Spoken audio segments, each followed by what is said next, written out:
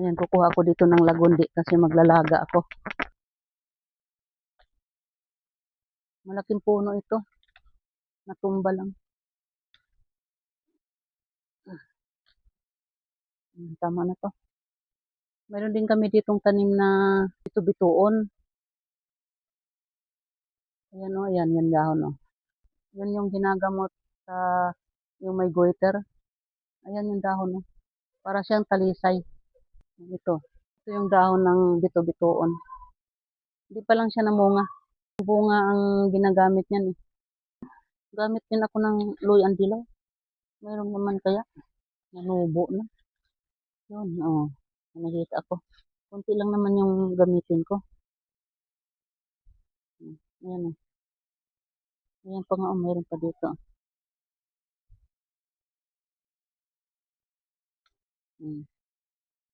Ayan, tama na to. Kukuha din ako dito ng sambong o subong. Ayan o, sambong.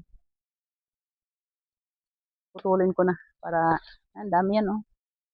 Mga tinanim ko talaga to dito. Kukuha din ako dito ng kalamansi. Ito o. Isa lang, tama na to. Maipakita din ako sa inyo mga kaibyang. Ano din ito? Herbal. Matagal ko na itong tanim. Gustong gusto ko talaga nitong magtanim kasi napaka-importante. Nakilala ninyo ito? Ito yung insulin plant. Ito yung ano niya, bulaklak.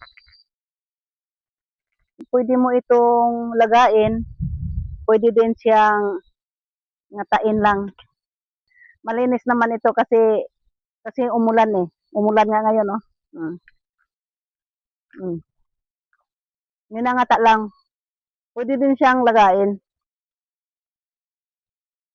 Ang lasa niya, masim-asim.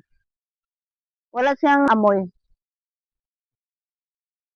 Amoy halaman lang. Kaya minsan pag yung maramdaman kong parang tumaas yung sugar ko, pupunta lang ako dito. Nangata lang ako eh. Kasi alam ko yung sintomas ng mataas ang sugar. Sa akin lang yon, para kung nanlalata na parang inaantok palagi. Marami yan, no? Ayan, yun siya.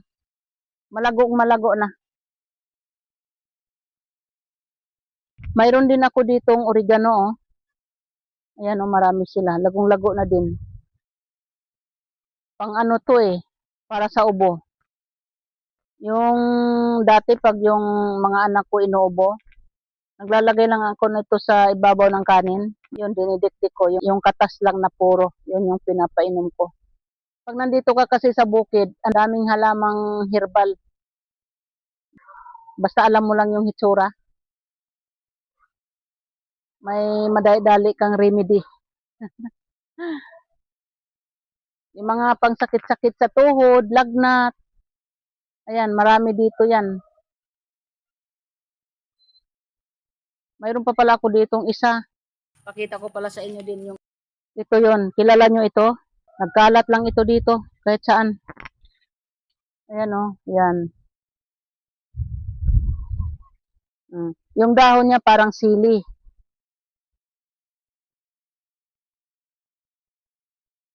Pinapatay ko na nga yung iba niyan. Ayan o. Nagkalat lang dito. Yung binhi niyan eh galing pa sa amin sa probinsya. Nagdala talaga ako dito. Doon naman sa probinsya sa amin, di naman masyadong kilala yan. Nasa ano lang yan, nasa gubat-gubat. Nakita ko lang yan doon nung namayabas kami. Nakita ko sa ilalim, kaya kumuha ko. Ito yung marbilosa kung tawagin. Yung ibang tawag naman nito sa Bisaya, ityan. Napakapait nito. Pero maraming sakit ang dala nito. Lalo na yung sa sakit ng tiyan. Malala ko dati yung kapitbahay namin.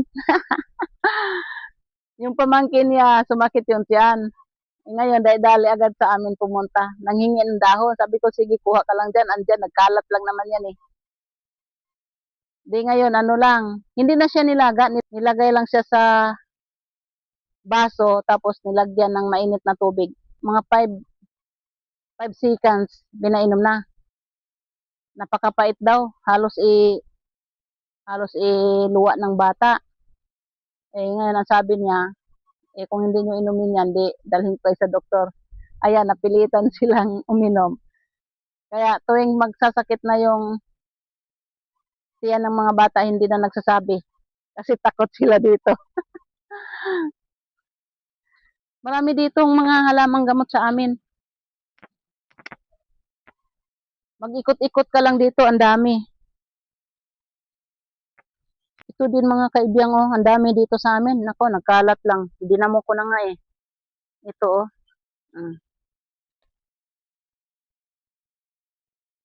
Oh, ito, oh. Kita niyo yan. Ang dami dito yan, oh. Dinadamo ko na nga lang. Pinagtatabas ko na. Ito yung tinatawag na paragis. Kung sa Bisaya pa, bila-bila. Ang dami dito sa amin, oh. Pinag-grass cutter lang namin. Ayan, paikot yan. Kahit saan ka dito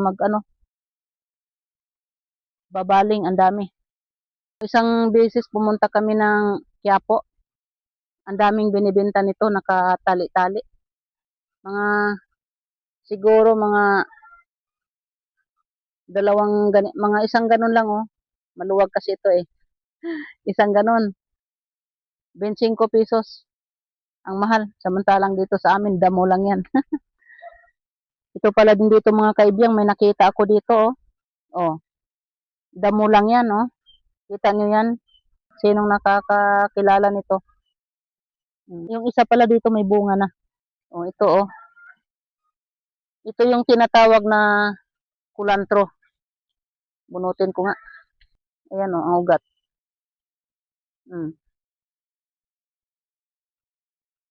Mura pa siya. Nagkakaroon ito siya ng mga bunga-bunga. Ayan, oh. Yung maliliit na yan.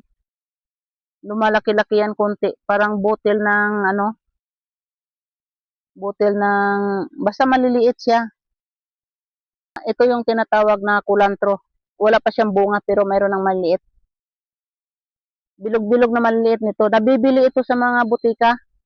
Ito kasi yung nilalagay sa tubig na mainit. Tapos ipainom sa bata yung kaumpisa pa lang ng tigdas. Kasi pampaorsa daw. Pampalabas ba ng tigdas para lalabas daw lahat. Nakagamit ako nito dati. Yung mga maliliit ba yung mga anak ko. Yung nakatira pa kami sa syudad. Yung nagkaroon ng lagnat yung bata. Yung para mayroon siyang tigdas. Yun.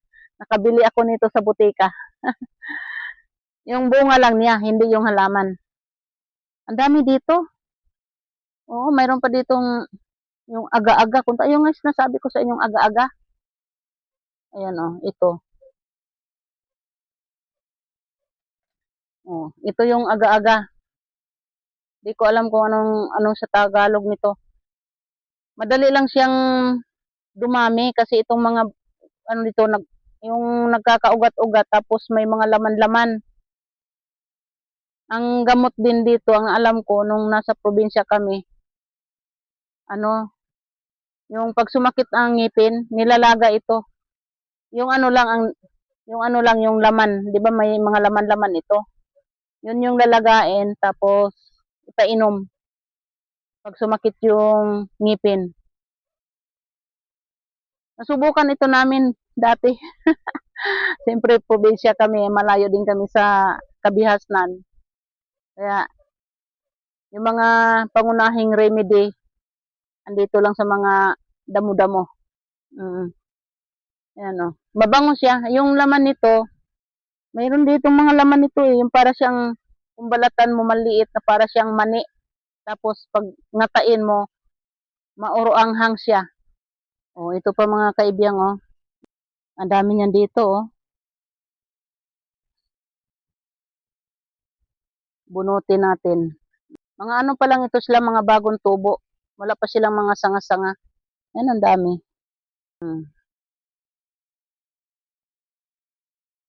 Kung tawagin naman sa amin ito, gatas-gatasan. Yung iba namang tawag, yung buto-butunis. Ito yung nakakagamot ng dengue. Tested and proven na to.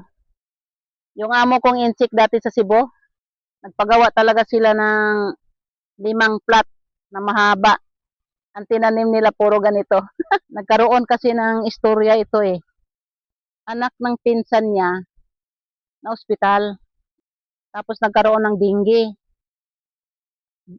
Pababa ng pababa yung platelets. Naka-dextrose na, naka-oxygen kasi bumaba nga yung platelets nun. Mga ano pa yun ha, mga Chinese. Tapos nasa private doctors pa sila, private hospital. Ngayon, buti ka mo may katabi sila sa bed nila na galing din probinsya, mayroon siyang pasyente. Yun ang nakapagturo sa kanila na i-try nyo paglaga, ito nga, hugasan mo lahat ito kasama yung ugat. Hugasang mabuti. Tapos, lagain. Yun ang ipainom. Tapos, sabi nung katabi nila sa bed, huwag lang ipaalam sa doktor kasi alam nyo naman yung doktor, hindi naniniwala. Ayun, siyempre, pag ikaw may pasyente ka, sa kagustuhan mong gumaling, wala namang ibang mawawala daw kung itry nila. Ayun, gitry nga nila. Nagtaka yung doktor. Mga pinainom niya ngayong araw na to, pagkahapon, kasi alam mo naman pag dengue, maya-maya lang test ang dugo nun eh. Nagtaka sila bakit daw tumaas yung platelets. Ayun, naikwento din doon sa amo ko, ayun, nagpagawa ng garden. Kilala niyo ito? Ang dami dito sa amin yan, lalo na doon sa loob. I-grass cutter na nga lang ng asawa ko. O, kita niyo to.